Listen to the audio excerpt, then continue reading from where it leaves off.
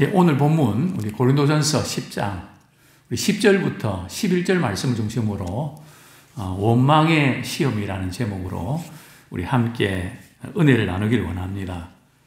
참 이스라엘 백성들이 이제 광야에서 대부분 멸망을 타고 말았는데 참 그 안타까운 일입니다. 제가 역삼동에서 이곳에 이렇게 올 때에 참 울면서 기도했던 부분들이 우리 교인들이 이스라엘 백성들처럼 광야에서 멸망당하지 않고 가나안 땅에 기어코 들어갈 수 있도록 하나님 은혜를 주십시오. 참 이스라엘 백성들도 애굽에서 나왔을 때 얼마나 감격하고 은혜가 넘쳤겠습니까? 여호와는 나의 구원이요 나의 힘이시다. 그런 참 찬양도 하고 좋은 출발을 했는데 그만 광야에서 먹고 살기가 너무 힘드니까 목마르니까 여러 가지 불편하니까 또 짜증나니까 결국 그들은 시험에 무너지고 말았습니다. 그 네 가지 시험, 그것은 오늘날 우리에게도 본보기가 되고 말세를 만난 우리를 깨우치기 위해서 기록됐다고 성경은 기록하고 있습니다. 그 네 가지 시험이 뭡니까? 첫 번째는 우상숭배 시험이고요. 두 번째는 음행의 시험이고요. 세 번째는 우리 하나님에 대한 시험, 즉 주를 시험하는 것. 그 다음에 오늘 저희들이 살펴볼 것이 네 번째 시험인데 네 번째 시험이 어떤 시험이라고요? 원망의 시험입니다. 자, 이 네 가지 시험으로 인해서 우리 하나님은 이스라엘 백성들을 어떻게 하셨나요? 우리 10장 5절, 6절 한번 같이 읽겠습니다. 고린도전서 10장 5절, 6절 시작. 그러나 그들의 다수를 하나님이 기뻐하지 아니하셨으므로 그들이 광야에서 멸망을 받았느니라. 이러한 일은 우리의 본보기가 되어 우리로 하여금 그들이 악을 즐기한 것 같이 즐기하는 자가 되지 않게 하려 함이니. 이 보면 그들의 다수 참 출애굽할 때의 그 1세대는 여호수아와 갈렙을 제외하고는 다 죽었죠. 그리고 이제 광야에서 태어난 자녀들 그들 이렇게 해서 나중에 민수기에 보면 가나안 땅에 들어가는 숫자는 비슷합니다. 조금 모자라는데요. 어쨌든 출애굽 1세대의 그 대부분 시험을 통과하지 못하기 때문에 그 시험을 통과하지 못하니까 우리 하나님께서 그들을 어떻게 하셨다고요? 기뻐하지 아니하셨다. 그러니까 우리의 목표는 우리가 직장이든 가정이든 교회든 이 사회 구성원이든 우리 신자들의 삶의 초점은 어디에 맞춰야 되는가 하면 하나님을 기쁘시게 하는데 초점 맞춰야 됩니다.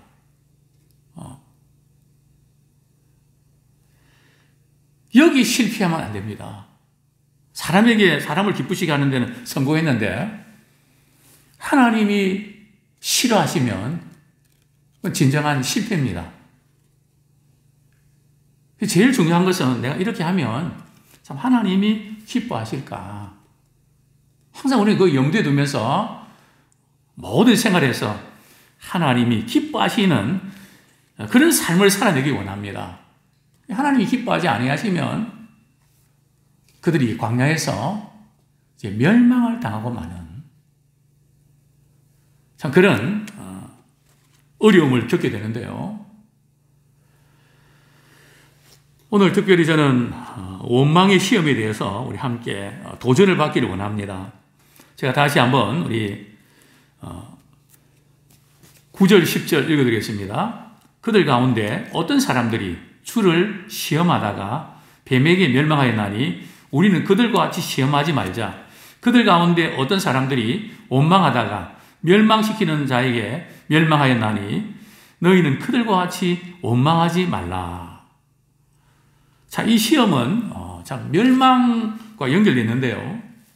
근데 많은 우리 신자들이 다른 것은 멸망해도 그럴 수 있겠다 생각하는데 그 원망했기 때문에 그들이 멸망당했다. 이 부분은 그렇게 우리가 심각하게 받아들이지를 않습니다. 왜냐하면 우리 문화가 좀 원망불평을 좀 많이 하는 문화거든요. 또 우리가 신앙생활을 한다고 하지만 다 그런 건 아닌데요. 안 믿는 사람들이 이렇게 우리를 평가할 때에 평가하는 중에 하나가 우리 예수 믿는 사람들 너무 까다롭기도 하고 원망불평이 많다. 그들의 시각에서 볼 때는 그렇다는 거죠. 세상 사람들은 그냥 다 그러느니 하고 그렇게 넘어가는데 믿는 사람들은 좀 그렇지 못하다는 거죠. 그런 일은 없지만 간혹 교회에서 무슨 행사를 하고 이러면 무슨 선물을 이렇게 나누면 말이죠. 그 선물 받으면 어떻고 안 받으면 어떻습니까? 또 색깔이 빨강하면 어떻고 하얗면 어떻습니까? 그냥 다른 사람 2개 받고 나 안 받아도 그거 되는 건데 그냥 색깔 때문에 괜히 미워하고 나는 왜 이렇게 이런 색깔 주냐고. 물론 그 색깔이 다 이렇게 내가 원하는 대로 되면 되는데 그게 꼭 그렇게 되나요? 그럴 수 있거든요. 근데 되게 이렇게 우리 믿는 사람들 가운데 이런 분들이 의외로 있다는 겁니다. 근데 여기서 원망하지 말라는 그 의미가 사실은 저도 이제 말씀을 묵상하면서 참 자신이 없는 그런 시험 중에 하나입니다.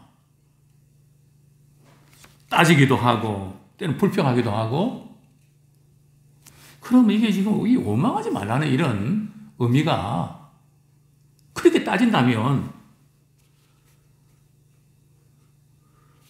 과연 하나님 앞에서 인정받을 수 있을까?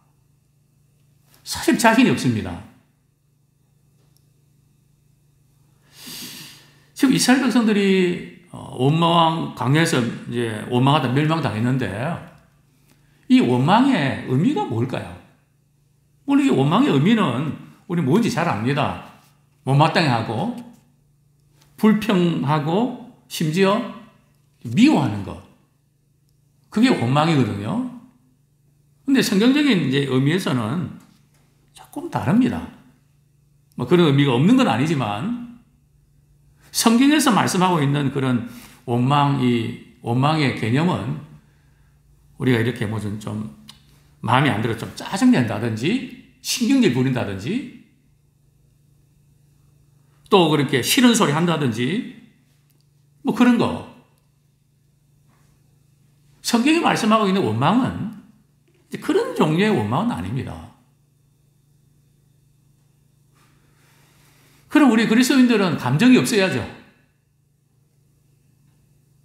성경이 지금 말씀하고 있는 이 원망은 핵심이 뭘까요? 딱 2단어로 표현한다면 불신앙과 불순종입니다. 믿지 못하는 거하고 믿지 못하기 때문에 내 방식대로 주님이 분명히 원하시는 이 방향인데 그쪽을 안 가고 내 방식대로 고집하는 거. 근데 그것도 말이죠. 그 원망의 개념도 어떤 개인적인 그런 것보다는 공개적으로. 그러니까 사실은 우리가 개인적으로 이렇게 때로 원망하고 불평하는 그런 부분이 있는데요.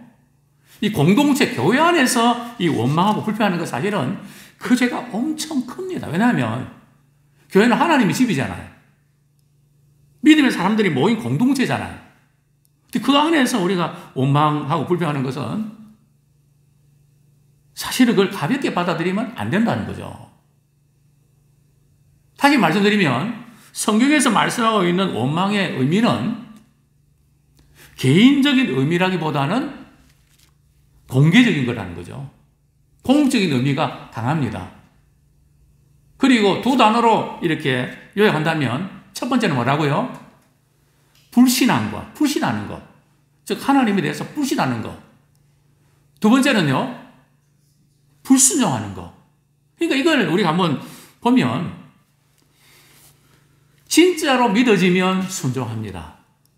순종 안 하는 것은 안 믿기 때문에 순종을 안 하는 겁니다. 그러니까 이게 마지막 날 우리 주님 오실 때 심판할 때 뭘 가지고 심판하십니까?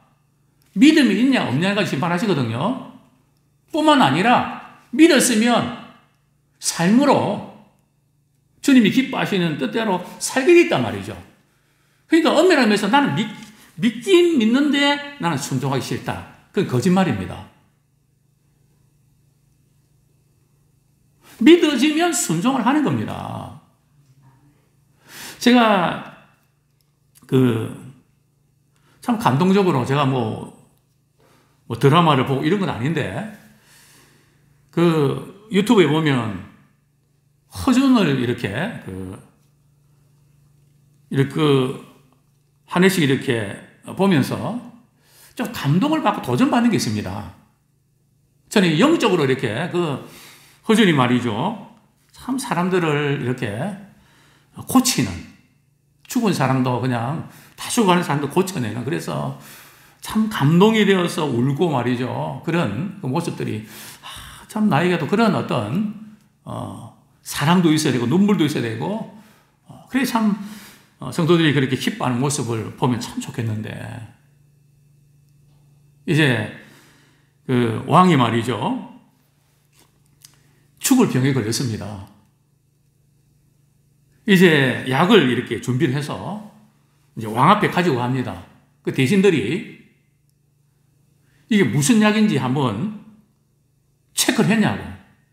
그래서 숟가락을 이게 넣어보니까 이게 독이 들어있습니다.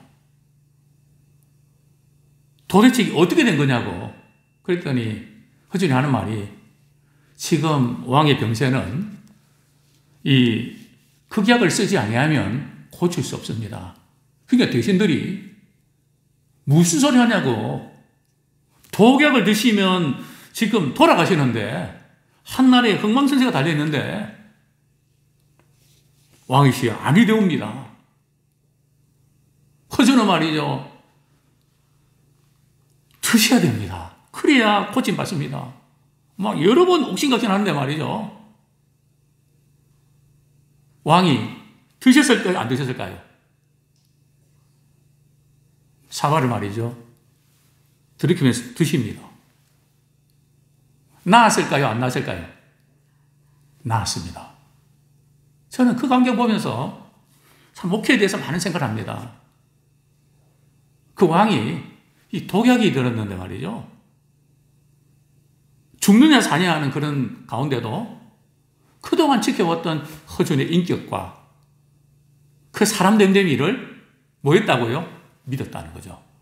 믿으면 내가 혹시 죽을 수 있더라도 맡기고 그대로 따른다는 거죠. 그게 진정한 신뢰고 믿음입니다. 참 그걸 이제 보면서 정말 그런 목회자가 되면 얼마나 좋을까. 신뢰하기 때문에 그대로 반응할 줄 아는 참 하나님 앞에서 우리가 그런 믿음의 소유자가 되길 원합니다. 그런데 이 원망은 바로 불신앙을 갖게 하기 때문에 결국 불순종으로 이어지는 그게 이제 원망의 이제 키워드입니다. 자, 이 부분 이렇게 조금 우리가 선이해를 하고 이스라엘 백성들이 어떤 경우에 원망했는지 우리가 한번 보도록 하겠습니다.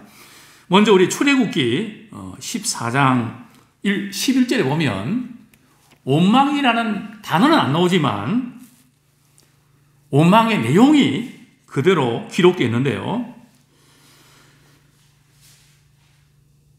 이스라엘 백성들이 이제 뒤에는 애국 군대, 말과 기병들이 말이죠. 먼지를 펄펄 일으키면서 달려옵니다. 앞에는요, 시퍼런 홍해 바다가 혀를 날린거리면서 삼킬 태세를 갖춥니다. 정말 진퇴양난입니다. 그때 이스라엘 백성들이 하나님께 부르짖기는 부르짖습니다. 우리를 말하면 기도는 하는데 그 내용이 참 하나님 도와달라는 의미보다는 원망에 가까운 그런 표현을 쓰는데요. 우리 한번 보겠습니다. 출애굽기 14장 11절 우리 한번 같이 읽겠습니다. 11절 같이 읽겠습니다. 시작. 그들이 또 모세에게 이르되 애굽에 매장지가 없어서 당신이 우리를 이끌어내어 이 광야에서 죽게 하느냐? 어찌하여 당신이 우리를 애굽에서 이끌어내어 우리에게 이같이 하느냐? 정말 이 위기는 위기입니다. 너무 놀라고 충격은 충격입니다. 괜히 애굽에서 나왔다 하는 그들의 심정을 이해 못하는 것은 아닙니다. 우리도 이렇게 다급한 상황에서 괜히 말이지 교회 나가고 괜히 예수 믿어갖고 내가 이런 일 당하지 않나 뭐 그런 우리가 말도 그런 생각도 종종 합니다. 지금 이 원망의 이 내용이 이스라엘 백성들이 광야에서 말이지 원망할 때마다 이 내용이 계속 들어갑니다. 공통 분모입니다. 원망에 아주 원망할 때마다 이 단어가 말이죠. 이 표현이 계속 들어갑니다. 왜냐하면 그냥 치매에 걸린 사람들처럼 참 섭섭하고 안 좋았던 부분들을 계속 반복하는 이것을 우리가 보게 되는데요. 자, 그 다음에 출애굽기 15장 24절 이 마라의 쓴물 출애굽기 15장 24절 보면 이스라엘 백성들이 광야에서 이렇게 걷다가 얼마나 목이 마릅니까? 자기는 태양 아래 그 사막에서 말이죠. 그런데 저기 보니까 물이 보입니다. 얼마나 기대하고 좋았겠습니까? 물이다. 물 봤다. 그랬겠죠. 근데 가서 말이죠. 먹어보니까 그 물이 쓴물입니다. 먹으면 안 되는 물입니다. 얼마나 실망이 됐는지. 그 기대를 잔뜩 했다가 안 되니까, 먹을 수 없으니까 그들은 원망을 하게 되죠. 그래서 하나님께서 그 쓴물을 탄물로 만들어 주십니다. 자, 그 다음에 출애굽기 16장 3절에 보면 이스라엘 백성들이 말이죠. 고기 생각이 났습니다. 애굽에 있을 때는 그래도 몇 번은 고기도 먹었는데 또 무슨 생각이 났다고요? 떡이, 물론 그때는 뭐 빵이겠죠. 떡 먹듯이 생각이 났습니다. 그러면 기도하면 될 거 아닙니까? 하나님, 고기 먹고 싶어요. 떡도 먹었으면 좋겠어요. 뭐 그렇게 하면 되잖아요. 근데 그들은 뭐 조금 불편하고 그러면 어디다 갖다 붙입니까? 우리가 애굽 땅에서 죽었더라면 좋았을 것을. 이 광야를 우리를 인도해서 주려 죽게 한다고 원망합니다.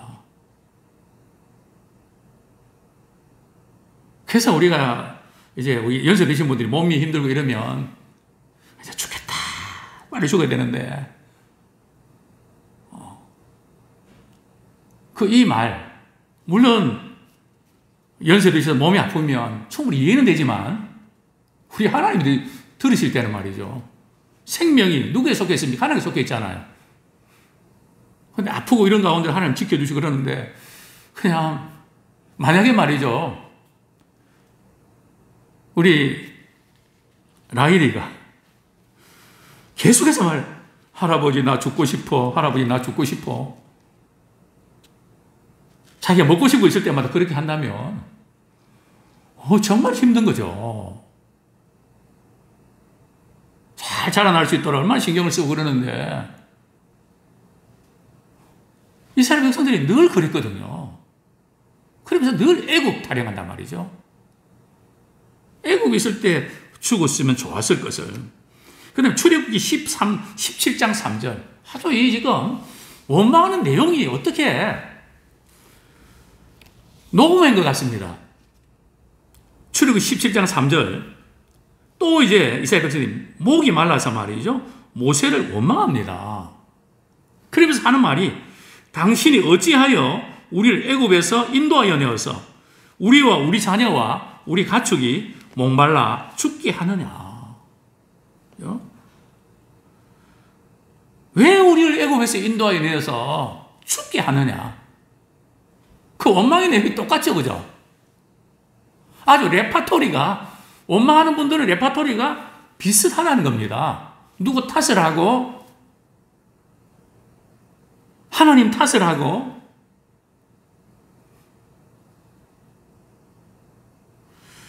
그 다음 민수기, 자, 근데 이때까지만 해도 말이죠. 원망하면 하나님께서 손을 대십니까? 안 대십니까? 안 대시거든요. 원망하면 그들의 필요한 것들을 채워주십니다. 그러면서 그냥 채우시는 것이 아니라 하나님께서 말씀을 주시고 시험을 하십니다. 안식일 날은 나가지 마라. 또 이렇게 평일에도 남겨두지 마라. 그러나 욕심 있는 사람은 남겨두다가 다 썩어버리잖아요. 해결은 해주시지만은 달아보십니다. 테스트를 하신다는 거죠. 시험을 하십니다. 그런데 이제 민수기에 딱 들어오면요, 원망하면 단 한 건도 그냥 두는 적이 있던가요? 그 민수기 들어오면 민수기와 이 출애굽기에 무슨 차이가 있습니까? 출애굽기 19장, 20장에 보면 하나님께서 이스라엘 백성들에게 율법 또 십계명을 주십니다. 그리고 어떻게 판단하고 행동해야 될지 가이드라인을 올라가는 말씀을 주십니다. 그러니까 말씀을 듣고 어떻게인지 알면서도 원망하면 단 한 번도 그냥 두신 적이 없다는 거죠.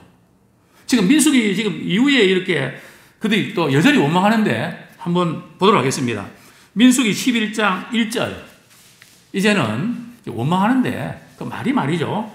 악한 말로 원망합니다. 이 원망의 강도가 말이죠.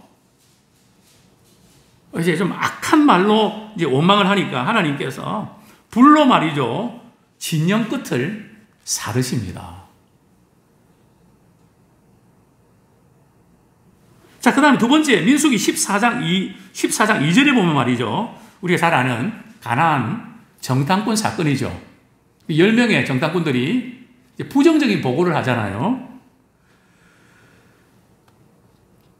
그럴 때에 이제 그들은 이제 원망을 하는데요. 모세와 아론을 원망합니다. 그러면서도 또 어떤 원망을 합니까? 우리가 애굽 땅에서 죽었거나 아니면 광야에서 죽었으면 좋았을 걸. 항상 그들은 무슨 타령입니까? 애굽 타령이고 죽는 타령입니다.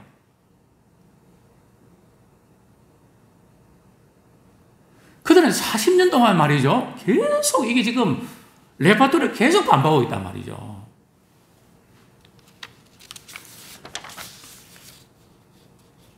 민수기 14장 11절 이렇게 지금 원망하는 것이 우리 하나님의 입장에서 볼 때는 어떤 걸까요? 민수기 14장 11절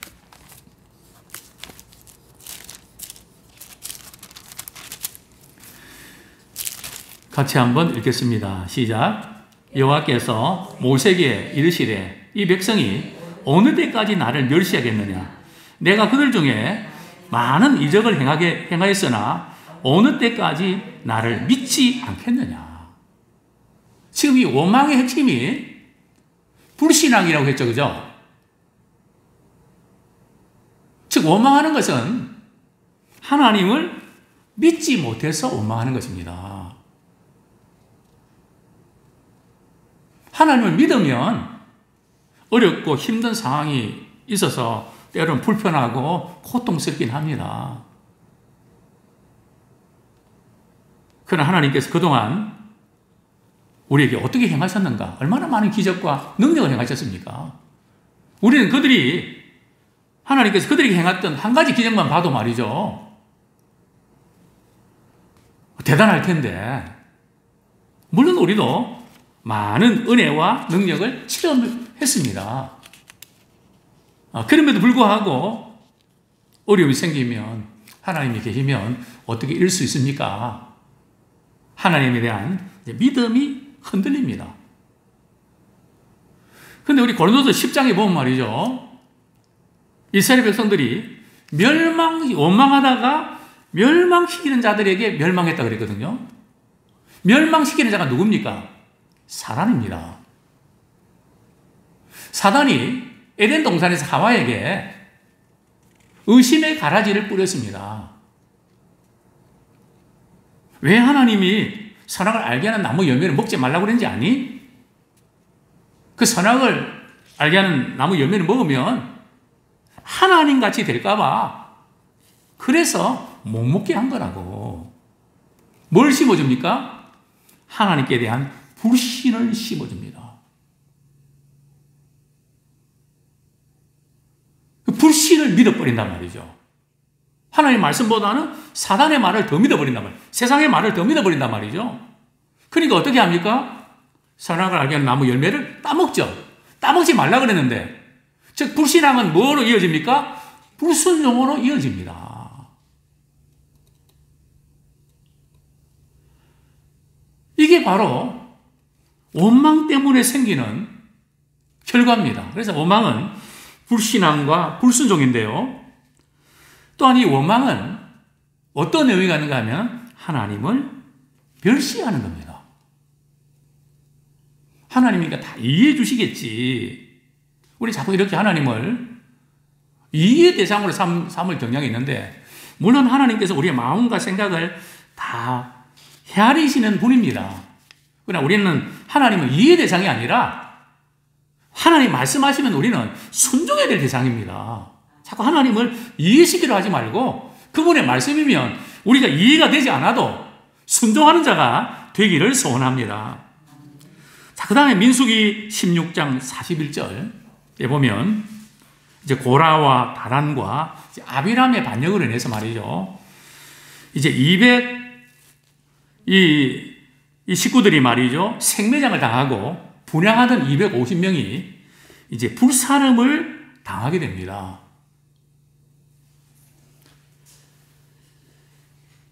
그러니까 그 이스라엘 백성들이 말이죠. 정말 이 하나님께서 이렇게 행하시는구나. 회개가 돌이켜야 되는데 누구를 원망합니까? 당신들 때문에, 모세와 아론 때문에 이 사람들이 죽었다. 당신 책임이다. 이제 깨닫고 돌이켜야 될 때인데 책임 추궁하면서 모세와 아론을 원망합니다. 모세와 아론을 원망한다는 건 곧 하나님을 원망하는 거죠. 그게 어떤 일이 벌어집니까? 하나님께서 천년병을 보냅니다. 그래서 몇 명이 죽죠? 14,700명이 죽게 됩니다. 그렇습니다. 자, 이제 또 그 원망의 그 의미를 조금 더 우리 깊이 있게 좀 다루고 싶은데요. 이스라엘 백성들이 광야에서 무엇 때문에 원망했을까요? 그들이 원망한 내용들 보면 어떤 겁니까? 먹는 거 아닙니까? 현실적인 문제 아닙니까? 또 광야라고 하는 어떤 상황에서 오는 어려움 아닙니까? 그들이 계속 원망하는 그 내용이 애굽에 있을 때가 정말 좋았는데 왜 우리를 거기서 이끌어내서 우리를 죽이려고 하냐? 그 원망하는 내용을 가만히 우리가 분석해 보면 과연 그런가요? 이스라엘 백성들이 애굽에 있었을 때가 좋았습니까? 애굽에서 탈출해서 광야에 나오게 되어서 좋은 것입니까? 우리 같으면 어떤 편을 선택하겠습니까? 그래도 애굽입니까? 광야입니까? 광야란 말이죠. 근데 광야가 목적지가 아니잖아요. 광야는 중간에 잠깐 이렇게 지나는 그런 지역이잖아요. 목적지는 어디입니까? 약속의 땅 가나안이란 말이죠. 근데 그들은 목적지를 자꾸 애굽으로 잡는단 말이죠. 그리고 무엇과 비교합니까? 가나안과 비교하지 않고 광야와 비교한단 말이죠. 그때가 좋았는데.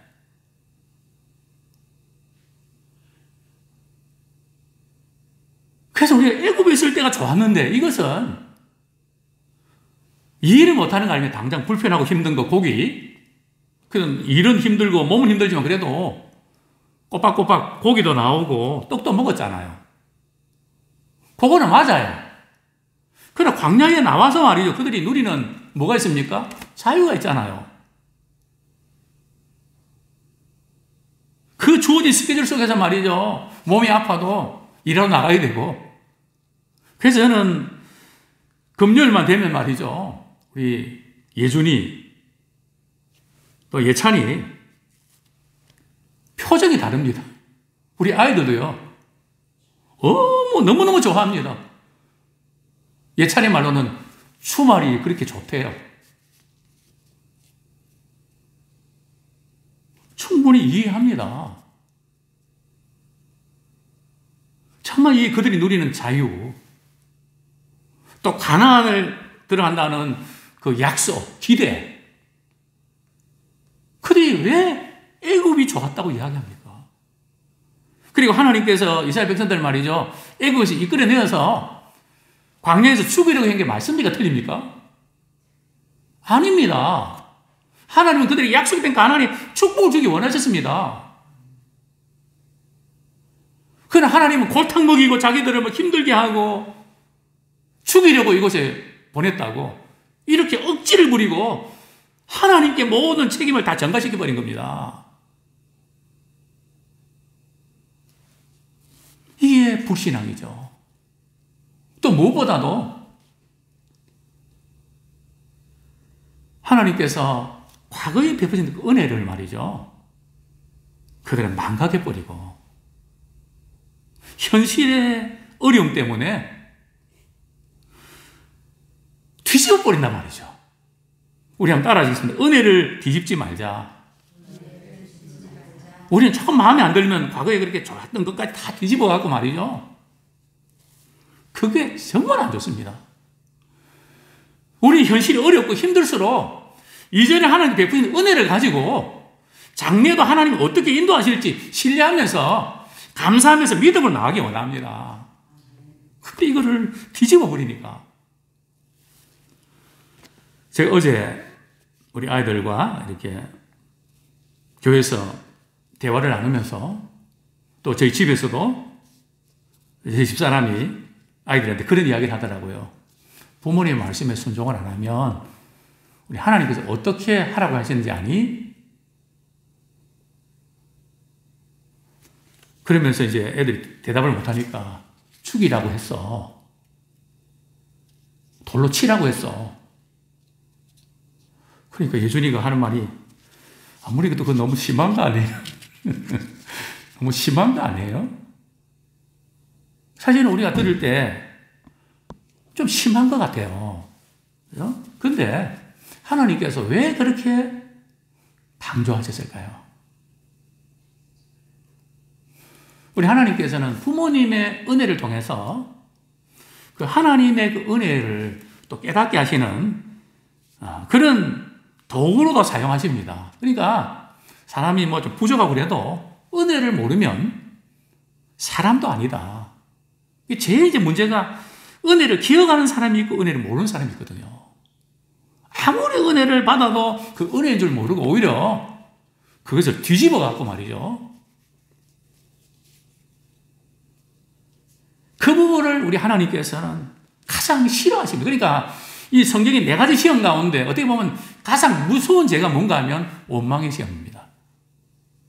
불신앙과 불순종으로 치닫기 때문입니다.